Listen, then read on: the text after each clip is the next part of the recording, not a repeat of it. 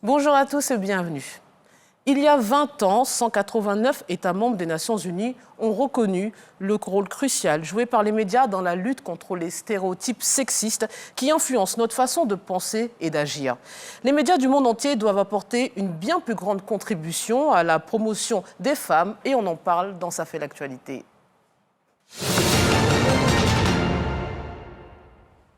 Hier s'est tenue la première journée nationale des femmes de médias et dans les médias en Côte d'Ivoire. Voici quelques réactions au micro d'Ibrahim Touré.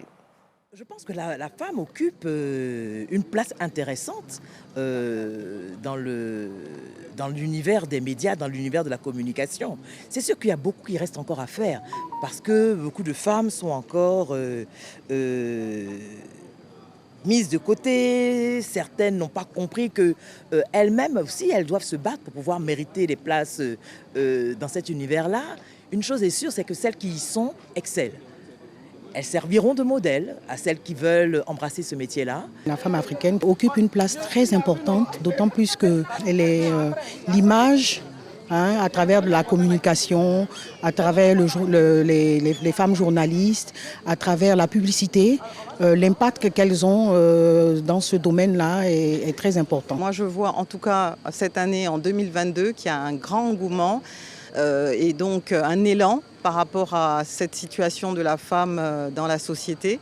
Et je suis très heureuse parce qu'effectivement, je vois beaucoup d'avancées. Dans les médias, bien sûr, mais dans les médias, il faudrait encore plus. On attend encore plus des médias. On attend effectivement que les populations soient aidées. Il y a plusieurs places de femmes dans les médias. Il y a la place hors caméra et la place des femmes devant les caméras. Donc je pense que devant la caméra, il devrait y avoir encore beaucoup plus de femmes. Trace ses vertus à avoir de plus de femmes encore. En 2 ans, nous sommes passés de 20% à 45% de femmes diffusées sur nos antennes. Et je pense qu'on peut encore faire beaucoup mieux. Des femmes managers racontent leur parcours, racontent leur expérience pour inciter aux prises de décision, pour inciter les politiques à revoir leur façon de faire, leur façon de voir. Parce que nous pensons que dans les médias, la voix des femmes compte, la voix des femmes doit être écoutée et la voix des femmes doit être prise en compte. En 2022, les femmes comptent à peine pour 20% des 959 professionnels référencés par la commission paritaire d'attribution de la carte journaliste professionnelle et de professionnels de la communication. Elles souffrent aussi d'une faible représentation au poste de décision dans les rédactions et institutions médiatiques. Elles ne peuvent donc pas impacter significativement la qualité et la quantité des informations consacrées au genre. Force est de constater qu'il existe un réel décalage entre la place et l'image des femmes des médias et leur poids démocratique et politique. Alors les médias seraient-ils sexistes et comment inverser cette tendance? Pour en parler, je reçois Agnès Crédy, présidente du réseau des femmes journalistes et des professionnels de la communication de Côte d'Ivoire, le RFJPCI. Bonjour Madame Crédy. Bonjour Fatim. Et merci d'avoir accepté notre invitation. Merci pour l'invitation. Alors lors d'une conférence de presse qui précédait l'événement d'hier, sur lequel on va revenir, vous parlez d'une situation alarmante sur la place et le rôle des femmes dans les médias. Quel est votre constat? Le constat, c'est ce que vous venez de faire, des chiffres qui parlent. Des chiffres dont le nombre nous permet de nous questionner, de nous interroger. À peine 195 femmes sur 922 identifiées, recensées par la commission paritaire d'attribution de la carte des journalistes professionnels, comme vous l'avez dit, en 2022 en Côte d'Ivoire. C'est un chiffre tellement dérisoire qu'on se pose des questions et on se demande bien pourquoi. Bien pourquoi, d'autant plus que dans les écoles de journalisme, dans les écoles de communication, au point de départ, il y a beaucoup de jeunes filles. Vous allez dans les écoles que nous avons donc côtoyées pendant ces 2 jours, il y a beaucoup plus de jeunes filles inscrites dans ces parcours-là. Mais à la fin du processus, elles sont très peu présentes dans les rédactions. La question, c'est pourquoi. Et des pourquoi auxquels nous devons tout ensemble répondre et tous ensemble répondre. Alors, comment expliquez-vous justement ce manque de représentativité de la femme dans les médias? Peut-être parce que ce métier, comme vous le savez, vous et moi, est un métier qui nous expose à l'extérieur. C'est un métier qui vous empêche de construire une vie au-delà de ce métier.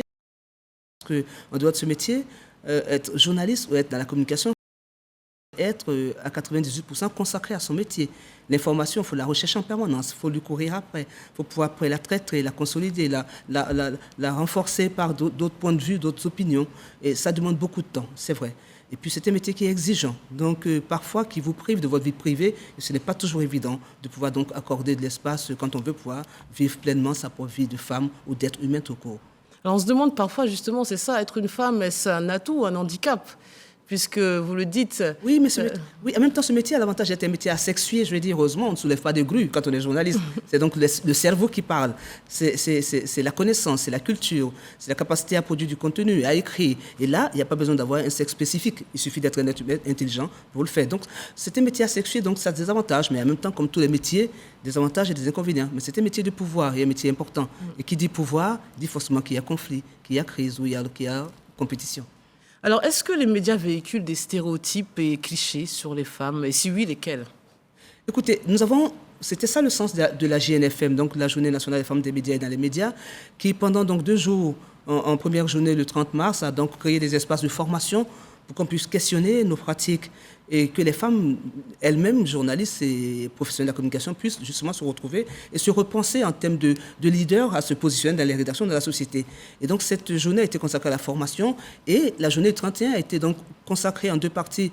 En première partie à des panels et au cours de ces panels, justement, les producteurs de contenu médiatique, les journalistes, les patrons de presse, éditeurs de presse donc, et les associations de la société civile, et les acteurs de la publicité ont questionné le traitement qui est fait par les médias des femmes. Donc la question de l'image de la femme dans les contenus médiatiques. Est-ce que les médias sont sexistes? Est-ce qu'ils sont machistes? Est-ce qu'ils propagent des stéréotypes? Lesquels? Je crois que les médias, à force de ne pas comprendre ou de perdre de vue leur influence ou leur pouvoir de transformation, finissent par se contenter d'être le reflet de la société. Or, la société elle-même est machiste. Oui. Parce que culturellement, parce que religieusement, parce que par des croyances, parce que par des convictions philosophiques, on finit par croire qu'il y a une certaine différence entre un homme et une femme, parce que l'un serait homme et que l'autre serait femme, ce qui est totalement faux. Alors on a souvent l'impression aussi que certaines femmes, surtout dans, on va dire, la télévision, sont choisies dans les médias pour leur plastique, leur physique, bien plus que leurs qualités intellectuelles ou leurs compétences. Qu'en pensez-vous? Écoutez, nous sommes dans un monde où la télévision, c'est vrai que la télévision est d'abord du monde de l'esthétique. La télévision, c'est le beau. C'est l'image. C'est l'image. Donc forcément, quand on dit image, on parle de la belle image. Là, pour passer à l'antenne, il faut bien pouvoir se maquiller. Donc je dis, il y a besoin de construire du beau, de mettre du beau face à celui qui vous regarde ou à celle qui vous regarde. Donc ça, c'est important, la question de la beauté, la question de l'esthétique en télévision. Et derrière l'esthétique, on a fini par croire que l'esthétique, c'est aussi la belle femme. Quoique ce ne soit pas vrai. Il y a aussi des beaux garçons, il y a aussi des beaux mâles, il y a aussi de beaux messieurs. Donc l'esthétique n'est pas forcément féminin uniquement. Mais on a fini par croire que c'est cette-là. Et après, on se pose la question de savoir qu'est-ce qu'une belle femme fait à côté d'une belle voiture, en publicité par exemple. Donc, oui, mais à qui la faute? Aux responsables de casting, aux patrons de chaîne ou à ces jeunes femmes qui elles-mêmes acceptent d'être réduites à leur physique? Finalement. Si je vous écoute, on se dit à quoi c'est les concours de beauté aussi. Donc à faire, parce qu'il y a toujours des candidates, il y a même des parents qui se tiennent leurs filles pour cela. Mais là encore, au moins, on se dit que c'est le physique qui est soi-disant prioritaire. Voilà, c'est pareil pour... Alors que vous l'avez dit, journaliste, animatrice, on attend un challenge intellectuel, on attend... Oui, possiblement, mais en même temps, on peut être à la fois belle et belle. Ah, ça existe, c'est vrai. Voilà. Donc, faut pas croire que les belles femmes sont seulement belles. Elles sont peut-être belles et intelligentes. C'est bien de le dire. Et je crois qu'elles sont belles et intelligentes en général quand elles font de la télévision. Sinon, elles ne feraient pas de la télé. Alors, dans le domaine du sport, justement, il y a eu un tournant ces dernières années, car les femmes sont beaucoup plus présentes qu'auparavant pour parler des matchs et débriefer. Mais à la vérité, suite à un documentaire quand même...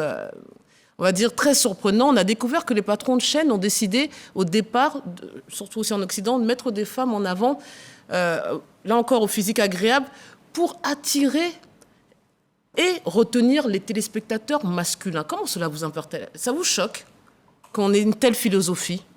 Écoutez, en tant que patron de chaîne, l'univers des médias est porté par des concepteurs de stratégie qui se mettent à penser qu'à un moment donné, il faut pouvoir influer le goût des téléspectateurs et des téléspectatrices en leur offrant justement ce qui plairait aux gens. Mais je crois que c'est une espèce de trafic d'influence sur des opinions.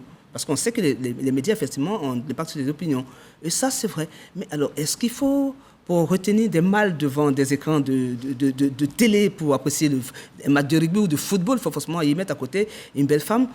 Après, ça donne quoi aujourd'hui? Il y a peut-être 20 ans, peut-être que les gens réfléchissaient ainsi parce qu'on était toujours dans ce rapport de chosification de la femme. La femme n'est femme que parce que belle.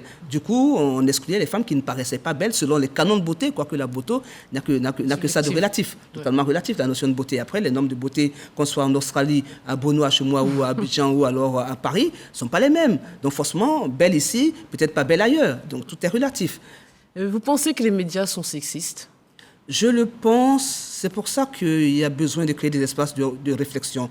Sexiste pour certains volontairement, sexiste d'autres parce que influencé par un environnement culturel qui les formate, sexiste parce que la société elle-même l'est. Donc je crois que ça peut être perçu ainsi. Mais il y a moyen de changer les choses. Et hier, ça a été, pendant les panels, nous avons eu affaire à des patrons de presse, à des journalistes qui ont pris conscience de ce qui faisait les choses sans forcément rendre compte. Je repense encore au président du GEPSI, M. Lassana Zouré, qui nous disait on faisait les caricatures à Biche à l'époque sans forcément aller au-delà de la réflexion. Aujourd'hui, quand on doit aborder un sujet pour caricaturer donc ce sujet, même mes collaborateurs nous disent écoutez, faisons attention à la manière dont nous abordons les choses. Donc il y a depuis le début et aujourd'hui, il y a une prise de conscience. Et chacun l'a dit ainsi.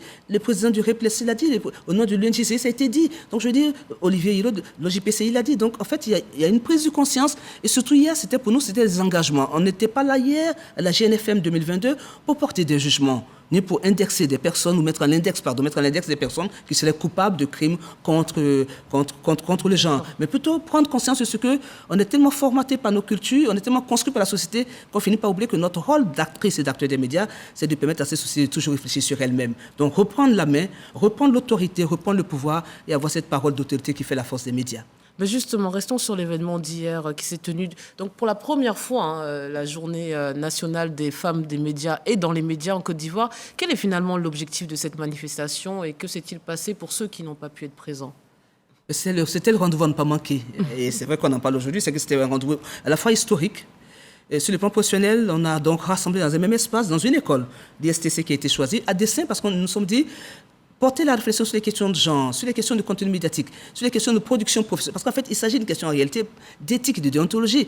Prendre en compte les opinions diverses, c'est une question d'éthique. On ne peut pas bâtir un contenu médiatique à mettre à disposition d'une diversité de membres d'une communauté humaine sans tenir compte des diversités. C'est à la fois dans une question éthique. Donc, penser ainsi, c'est forcément y prendre et intégrer ceux et celles qui demain vont nous remplacer aux postes qui sont les nôtres dans les rédactions. Donc permettre aux étudiantes et aux étudiants de prendre conscience de ce qu'il y a une réflexion à mener. Donc hier, c'était cela. Première raison, une école. Transformer, mais alors prendre les choses en marche pour ne pas être déformé avant d'être bien formé. Deuxième élément essentiel, c'est se retrouver en professionnel, pour justement se penser et repenser la problématique du genre et faire en sorte qu'on puisse justement questionner nos pratiques et réadopter de nouvelles habitudes et penser gendérisation dans nos contenus médiatiques. Troisième élément, c'est aussi partager des expériences, parce qu'à côté de ça, il y a eu donc des présentations qui ont été faites, mais il y a eu surtout des présidentes de panel et des témoins qui ont partagé avec ces étudiantes leur parcours de vie. Et on s'est rendu compte que finalement, c'est vrai que les femmes sont en minorité dans la rédaction, mais il y a quelques personnes féminines qui sont des femmes en position de leadership influente et qui permettent donc aux jeunes à la fois d'avoir de l'espoir et de rêver que les choses sont possibles et que même si elles sont minoritaires, les femmes, quand elles sont en position de leader, elles sont dans une présence qui sont perceptibles et d'influence visible. Et quelle est la place des hommes dans tout ça? Mais la place des hommes est aussi importante que la place des femmes. Ensemble co-construire, ensemble réfléchir, ensemble agir, ensemble transformer. Parce qu'on ne peut pas le faire nous seuls. En général, les rédactions sont dirigées par des hommes de manière en majorité. Les publications sont créées en majorité par des hommes. Les médias appartiennent en majorité par des hommes. Et c'est valable ici comme c'est valable ailleurs. Alors si on ne peut pas se permettre de mener une telle réflexion sans avoir les hommes comme alliés, comme partenaires, comme associés dans cette démarche-là. Et vous pensez qu'il y a une prise de conscience à leur niveau de plus en plus? Ce serait dommage de ne pas aller, à mon avis, prospecter cette niche qui est la niche féminine. Je dis, comment adresser le marché de la femme, qui était un marché aussi important. Quand on parle des médias à crise, c'est peut-être de réinventer des marchés qu'on n'a peut-être pas toujours prospectés. Donc c'est important, ils en prennent conscience. Et puis en même temps, ces hommes sont des produits d'une féminité. Ils sont des produits de femmes, ils sont des enfants de femmes. Donc forcément, ils ont conscience de leur responsabilité en tant que personnes impactant et agissant dans la société. Alors les femmes ont le droit, au même titre que les hommes, de participer au débat public, y compris dans les médias, et d'exprimer leur point de vue et leurs idées qui doivent être entendues. Mais force est de constater, Mme Crédit, que les femmes n'interviennent quasiment que sur les questions du genre. Là aussi, comment vous l'expliquez? Vous faites bien des débats politiques, Fatim, pourtant vous êtes une femme. Eliane Yabo fait du sport, à l'époque elle en a commencé. Donc, Mais je parle pas des présentateurs, je parle des invités. des invités en général, c'est parce que vous les invitez pour ces sujets-là. Non, on a l'impression qu'elles sont plus promptes à répondre présent. Je vais donner un exemple très concret. Vous dites, je fais des débats politiques, géopolitiques. Ailleurs dans le monde est une émission qui existe depuis 6 ans, sans discontinuité, de la radio à la télévision. Et en 6 années, j'ai pu recevoir que 3 femmes. Vous, Sylvie Touré Journaliste.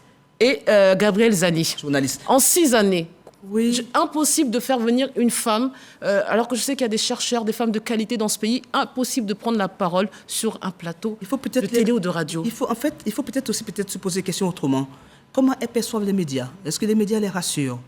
C'est ça, parce que être devant une caméra, c'est s'exposer, c'est se livrer. Et c'est être aussi dans le doute, parce qu'on n'a pas forcément l'assurance que la personne qui est en face de nous permettra de poser les questions qui nous révèlent dans notre intelligence. La question, c'est ça. En général, les médias présentent les femmes et les reçoivent plus parce qu'elles sont des personnes capables de porter un message plastique et esthétique et physique. Donc, du coup, on a peut-être fini par brimer l'envie de celle ou pas brider l'envie de celle et des rares qui veulent peut-être s'exprimer. Mais il y en a des femmes dans les universités. Il y a des femmes intellectuelles, il y a des femmes en position de leader dans les entreprises. À mon avis, qui prendraient bien la parole, c'est peut-être de les trouver, et on sait où les trouver aujourd'hui. On a le compédium des compétences féminines porté par la ministre Ifouazi Yao, qui est un outil important qui rassemble des milliers de femmes, qui permet d'avoir des contacts de femmes. Je pense qu'on peut peut-être passer par elle pour avoir accès à des adresses de femmes. Et c'est vrai qu'il faut pouvoir constituer aujourd'hui un vivier de femmes expertes. Ça, c'est important pour justement solliciter des personnes qui, dans leur domaine de compétences, font autorité, ont des voix donc qui portent. Ça, c'est important. Alors écoutez, c'est avec plaisir que je recevrai toutes ces dames. Est-ce qu'il y a aussi des fois un problème de formation? Il faut les préparer à prendre la parole dans les médias? Oui, mais écoutez, le media training aujourd'hui est une discipline quasi scientifique pour toutes celles et tous ceux qui veulent prendre la parole en public. Ça, c'est une exigence qui vous permet donc de comprendre comment fonctionnent les médias et comment justement dompter une caméra et être à l'aise donc dans un studio de télé, par exemple. Et ça, c'est vrai que c'est important. Et pour la GNFM, si vous permettez, Fatim, je vais y revenir, puisqu'on parle de questions de comment mettre les femmes à l'aise. C'est aussi peut-être la promotion des femmes exemplaires, la question de l'exemplarité, la question du modèle. C'est important. Et en matière de modèle, nous avons donc hier aussi lancé le prix Rosine Diodan pour la promotion du genre dans les contenus médiatiques.